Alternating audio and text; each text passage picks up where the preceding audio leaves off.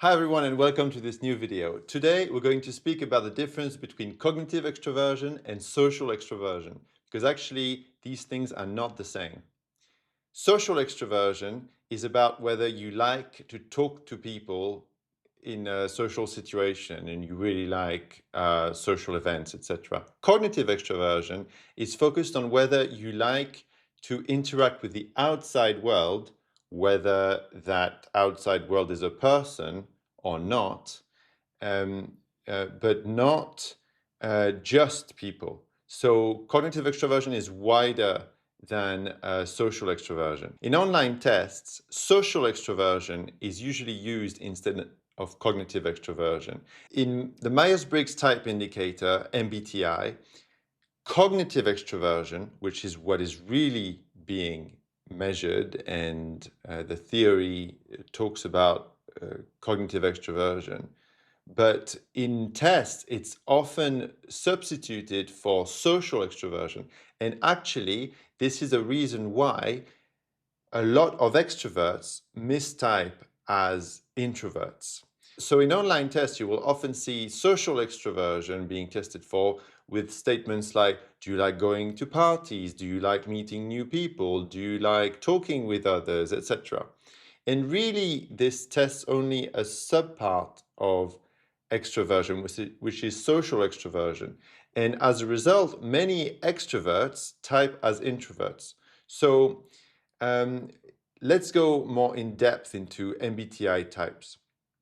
And I'll give you a personal example. So I'm an ENTP, but for a long time, I mistyped as an introvert. Why? Because ENTPs are cognitive extroverts, but often not social extroverts.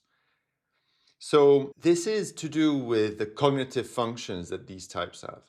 And really, if you look at extroverted cognitive functions, you have different types of cognitive functions, and some of these types are more in favor of social extroversion, and some of these types are just cognitive extroversion. So if you look at the different cognitive functions, you will find that extroverted-feeling, for example, really likes to connect with other people and to create harmony, etc., which is a social extrovert. So that means that ENFJ, ESFJ will be quite extroverted, actually.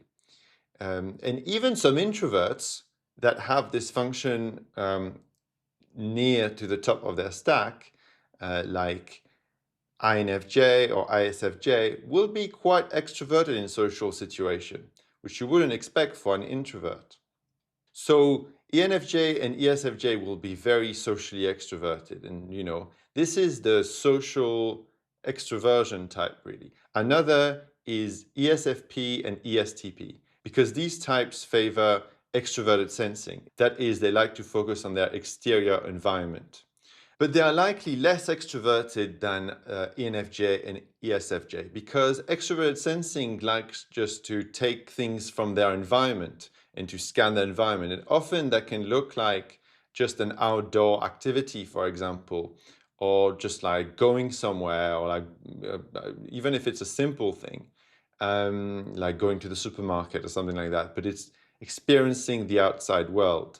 And it doesn't have to be with people.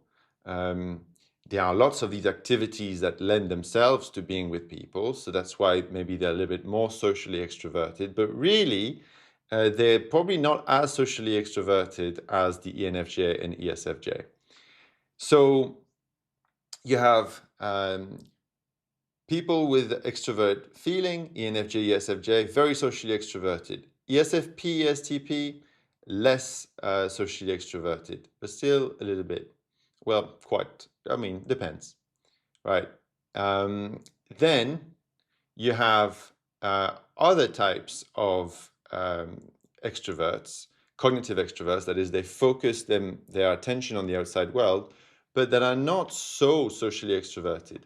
So you have the extroverted thinking dominant, like ENTJ and ESTJ, and these people are a lot less socially extroverted because they focus on external structure, organizing things, and really maybe they will create the event or something like that, but they're less likely to just enjoy the chit chat with other people because they want to get something done, they want to be productive.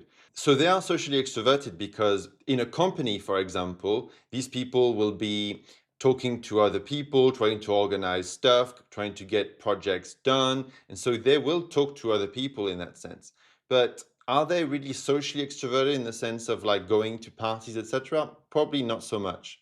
And finally, you have people like me, the extrovert intuition dominance, like the ENTP, like me, and the ENFP. And these types actually are not so extroverted socially, like not very much. Um, they focus on seeing possibilities in the outside environment and seeing patterns and interpreting things.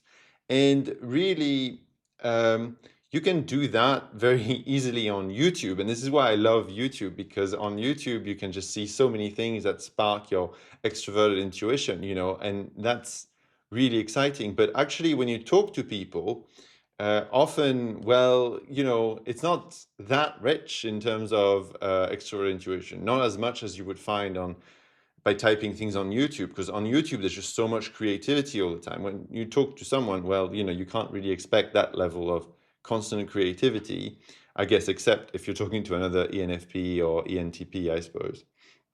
And even then, it's more like concentrated on YouTube if you want. So a lot of ENFPs and ENTPs, I suppose, are mistyping as introverts, but actually they are extroverts because it's about where you focus your attention. And I focus my attention on the outside world. So for example, for me, ENTP, I have a lot of trouble reading books because books require a lot of focus on the inside, because even though you're reading something that's, a text, really most of the action happens in your head when you're reading because you're imagining stuff. As in, especially reading fiction, you need to imagine the characters, etc. Even non-fiction, like you need to think about what the person is saying. And there is less external stimulation. You need to sort of internally simulate yourself when you're reading a book. And as an extrovert, really, I prefer watching someone telling me something and not have to do that much work in my head. So I prefer watching a film than reading a book, for example, by a significant margin. And I think this really goes against the stereotype that you have of an extrovert. An extrovert would be someone who would be speaking to people all the time, and really this is a stereotype that everyone has in their head. But actually, probably no one is actually like that, and the closest you can find are extroverted feelers. So ENFJ, ESFJ, those people are probably going to be the closest to that stereotype, although they will do it in a very caring way. And people who are very excited, perhaps, by doing things with other people, that will be the ESFPs, ESTPs.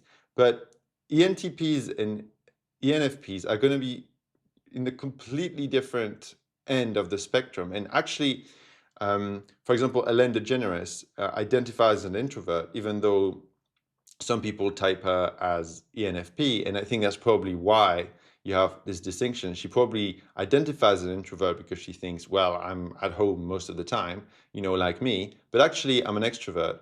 And when I think about the time that I spend on YouTube, for example, I really like YouTube, because on YouTube, there's so much information, data, patterns, etc., that my extrovert intuition is really constantly stimulated, and I really appreciate that. And for me, reading would be much more difficult. And this is why also I'm making these videos, because I really like sharing content, that I enjoy myself when I'm watching other YouTubers talk.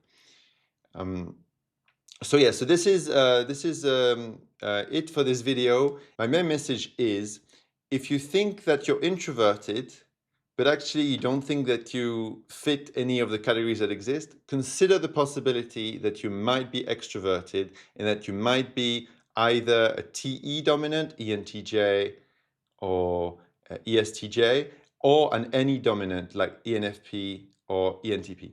If you've liked this kind of content about psychology, please do tell me. You can tell me your MBTI type as well. I would be really interested to learn about it. I really like MBTI types, and I suppose that I'll probably be making more videos about personality in the future, and especially the Myers-Briggs type indicator and Myers-Briggs personalities in general and Jungian functions. Because this is something that I'm really interested in. And if you like this kind of video, don't forget to like and subscribe, and leave a comment, of course, with your type. That would be great. All right. Bye-bye.